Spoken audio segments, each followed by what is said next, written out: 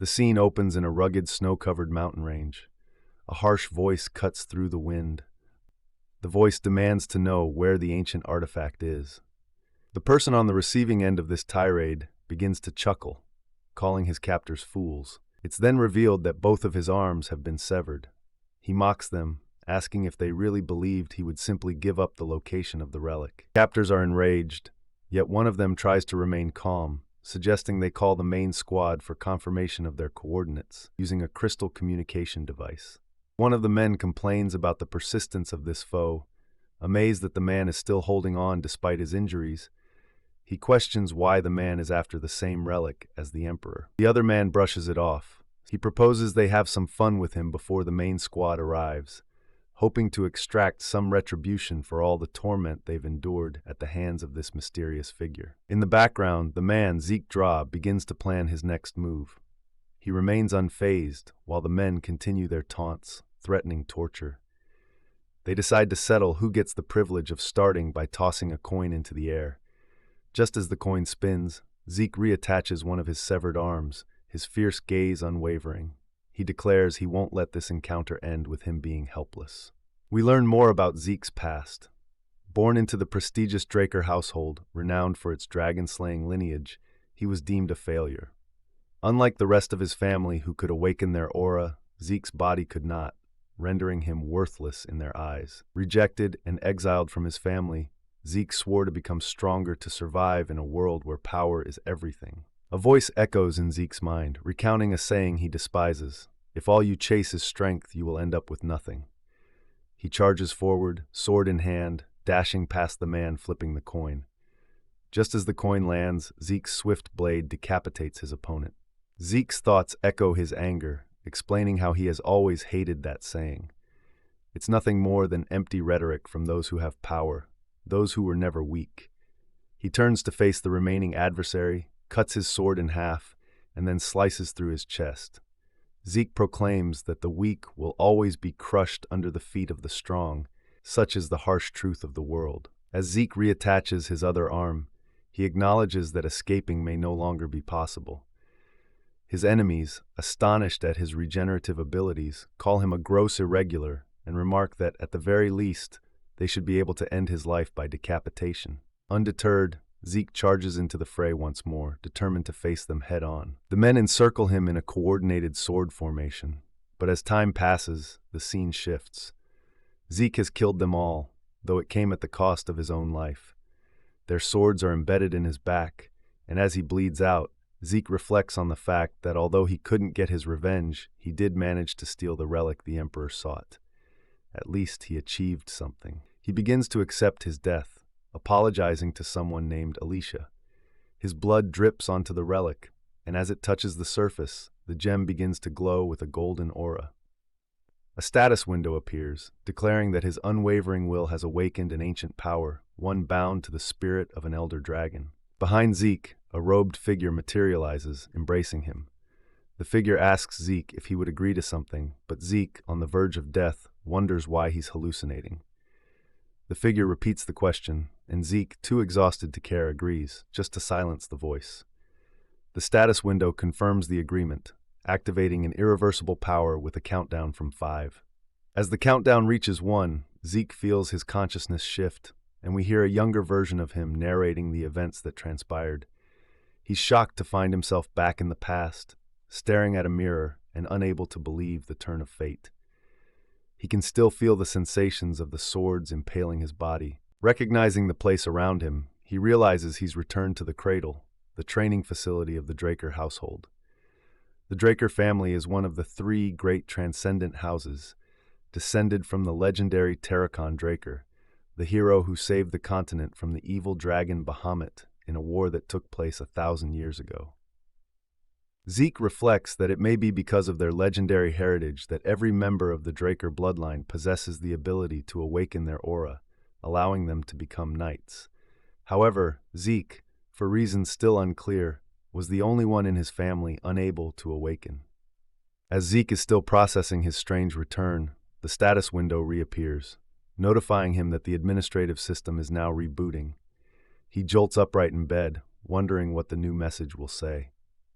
The system confirms that the Awakener's soul has been realigned, and that, through the will of the Elder Dragon, Zeke now holds authority over a part of the system. The system greets him, then activates a series of screens in front of him. Zeke, fascinated, compares them to the magic videos he's seen in his past life. One of the screens informs him that he now belongs to the rare healer class, and that he has a draconian skill that requires 10 points to unlock. Curious, Zeke pushes his hand through one of the screens and marvels at how it responds just like a video, allowing him to interact with it easily. As he examines it further, he wonders what the class skill is, especially since it's written in Draconic, a language long since fallen out of use. His former master had explained that in ancient times, people categorized themselves into classes based on their specialties, with each class possessing unique skills. Since Zeke is classified as a healer, he now has access to healing techniques. Zeke recalls that his awakening process was brutal, and after it, they pushed him to the brink of death. But now, according to his new status window, he's already a healer. Deciding to test it out, a bright light begins to gather in his hand. He notes that in his past life, he unlocked his ether hall in his 20s, and this power was vital to his growth. As Zeke focuses, a purple mist surrounds him, signifying his concentration. When he opens his eyes, a sense of realization washes over him. His ether hall is already unlocked, meaning even though his physical form no longer exists, his mind and skills have returned intact, giving him a substantial advantage over his past self. A knock on the door disrupts his thoughts, and Zeke, startled, wonders how to turn off the status window. The voice behind the door tells him it's pointless to pretend he's not there. When the door opens, Zeke yells at the man to wait, but it's too late. The man enters, asking what Zeke has been doing as if unprepared. This is Zeke's exclusive servant, Decker. Zeke wonders why Decker can't see the status window and is relieved by this. Decker, exuding an ominous aura, questions where they're going, to which Zeke answers, distracted. He recalls how as a child he feared Decker, though now, with the mind of a 32-year-old, he realizes it's a fear ingrained into him by his past experiences. The status window activates a skill called Composed Mind, clearing Zeke's thoughts and easing his anxiety. Zeke is thankful that the skill automatically activates, and Decker, seeming to grow impatient, asks if Zeke is paying attention. Zeke nods, recalling the memories of bloodshed on the floor, his own blood. Decker explains that today marks the day of the Pancration, an intense evaluation test where all Drakers compete in both swordsmanship and an unrestricted combat style. The fights are brutal and often end in injury or worse, but they're crucial for determining which class the students will be assigned to in the academy. Zeke, now fully aware, knows this test is the final evaluation. He recalls the years of training and grueling tests he endured, all leading up to this day. As the instructor, Panmark, announces the start of the competition, Zeke feels the weight of what's to come and prepares for the trials ahead. The students' voices rang out in unison, shouting aloud, "Yes, sir," in response to Panmark's instructions. However, there were some who couldn't help but cast sidelong glances at Zeke, muttering amongst themselves. They whispered about his return, recalling the humiliating defeat he suffered the previous year. Some of them speculated that if they were in his shoes, they would have quit by now. They wondered how he could still be here,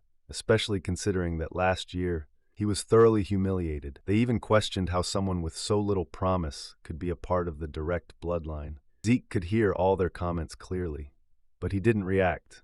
Instead, he merely stood there with his usual calm demeanor. Panmark, a seasoned instructor, called two students, Aaron and Goda, to step up and face off in a match.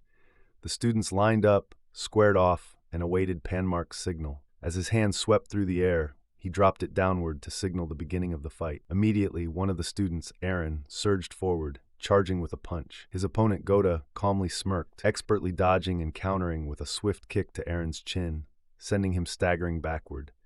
Zeke yawned, unimpressed. "That's it," he muttered to himself. "This is what they call fighting?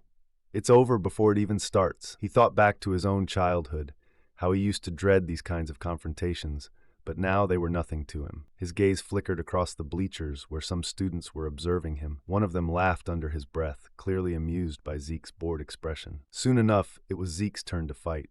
Panmark turned to him and his opponent Leon, asking if they were ready. Leon, who had been eyeing Zeke the entire time, sneered and taunted him. "Back again, huh? After last year's disaster? You really think you can handle this again?" Zeke, unfazed by the mockery, simply replied, I don't care about your little jabs. Let's just get this over with. His mind briefly drifted back to the previous Pancratian, where Leon had utterly beaten him down. It had been brutal. Zeke could still remember the blood pouring down his face. Leon had been his opponent every year, and Zeke couldn't help but think that Leon had somehow pulled strings behind the scenes to make sure they faced off again and again. He never complained, though.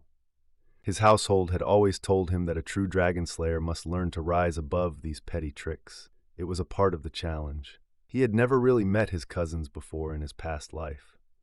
There were too many distant relatives who would often take jabber of him and make him suffer, but Leon had always been the worst. Leon, however, seemed to jabber the idea of humiliating Zeke yet again. Jibber got guts, I'll give you that. Coming back after what jabber last time?